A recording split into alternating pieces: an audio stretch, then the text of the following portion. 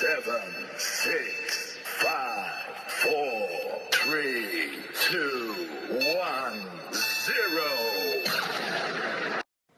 بسم الله الرحمن الرحيم. السلام عليكم ورحمة الله وبركاته إخواني وأحبائي في كل مكان. تحية طيبة نابعة من القلب. نعتذر لكم اعتذار شديد جدا على التأخير الخارج عن إرادتنا. كان مفروض أن نطلع أمس بس لظروف طارئة. برنامج اليوم ينقسم إلى قسمين.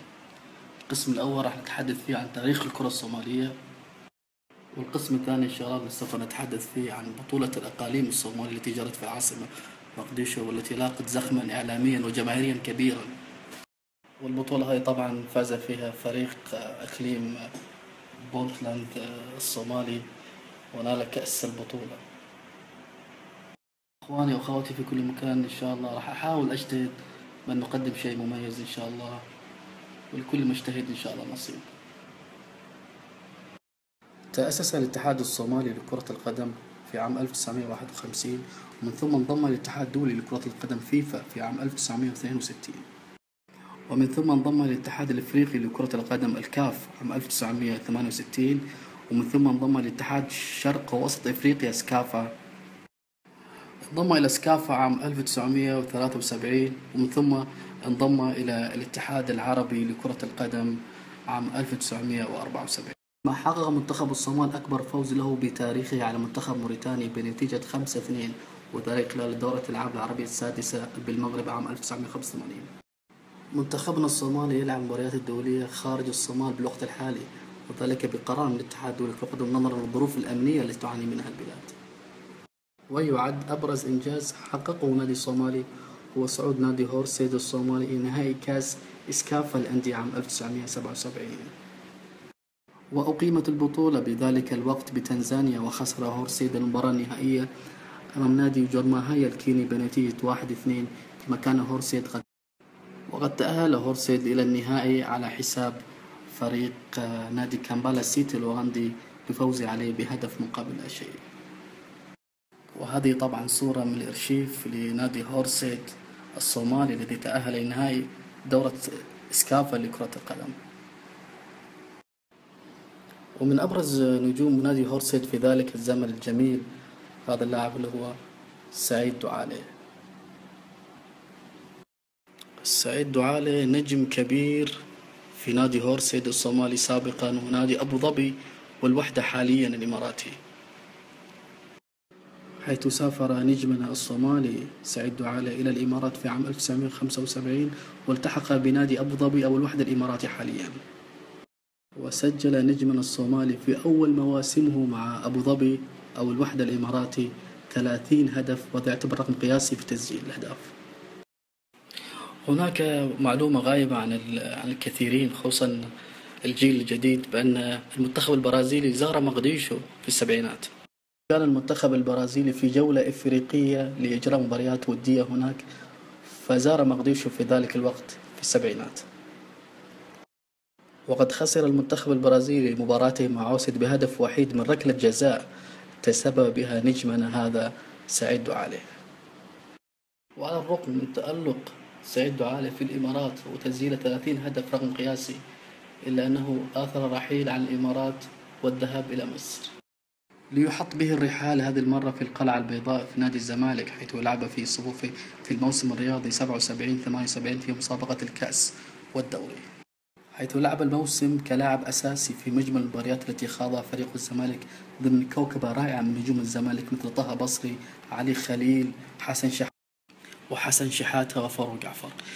إلا أن نجمنا الصومالي العملاق الكبير سعيد دعالي آثر رحيل أيضا من مصر. سعيد دعالي من مصر إلى مدينة عدن جنوب اليمن مسقط رأسه، وأصبح نجم من نجوم الكرة اليمنية، حيث لعب لنادي التلال العدني. علي نال مع نادي التلال والأندية المختلفة اليمنية العديد من البطولات، وأصبح أسطورة من أساطير الكرة اليمنية، وبعد الاعتزال درب أيضا العديد من الأندية اليمنية. سعيد دعالي متواجد الآن في مدينة عدن جنوب اليمن، وكما تعرفون الأوضاع الصعبة التي تعاني منها اليمن بالوقت الحالي. من منا لا يعرف محمود صوفي هداف منتخب قطر والاتحاد سابقا الغرافة، حاليا النجم القطري الصومالي الشهير.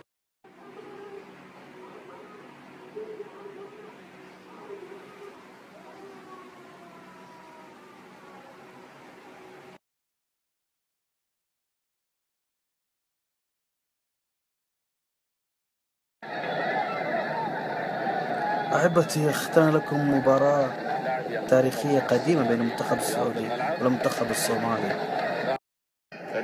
أقيمت هذه المباراة ضمن تصفيات كأس العرب لكرة القدم في عام 1982.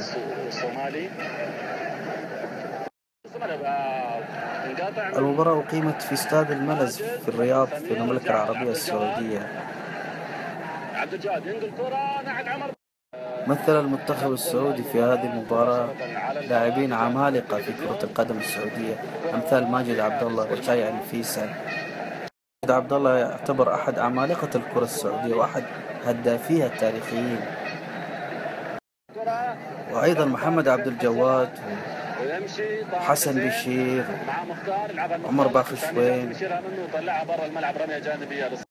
ونفس هؤلاء اللاعبين السعوديين حققوا بعد سنتين من هذه المباراة بطولة كأس آسيا لكرة القدم. نجوم الكرة الصومالية اللي لعبوا في هذه المباراة اللي هم إبراهيم شاش، سعيد حسين، محي الدين عنبر، حسن حمامة. المنتخب الصومالي قدم مباراة تاريخية كبيرة في الرياض وخسر بهدف وحيد فقط. هدف المنتخب السعودي جاء عن طريق ركلة جزاء في الدقيقة 72، سجل هدف ماجد عبد الله. نشاهد معكم الهدف السعودي الذي جاء عن ركلة جزاء مشكوك في أمرها، فاز به المنتخب السعودي. الكرة معاه، صلح نفسه، يلعبها لبايزيد، بايزيد الشايع، شايع يعدي، يقدر يدخل. سلام، مجهود جميل، كرة حلوة جميلة من عثمان لبايزيد، يعني فيسا داخل، تعدى من واحد وداخل منطقة الجزاء، برضه ماشي. شايفين ضربوا ضربة داخل منطقة الجزاء، هذا خطأ من الأخطاء. ثاني ضربة جزاء